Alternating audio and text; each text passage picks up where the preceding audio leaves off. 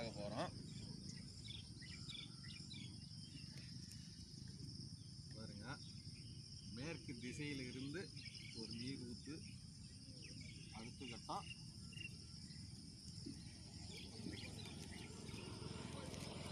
தெற்கு சைடிலிருந்து ஒரு நீர் ஊற்று வருது,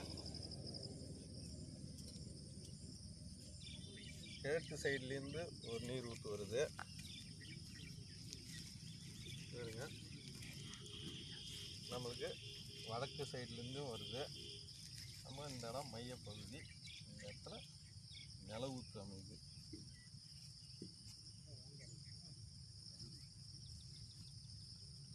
முப்பது அடி ஆழத்திலிருந்து 60 அடி ஆழம் வரைக்கும் நல்ல ப்ரெஷர் தண்ணி.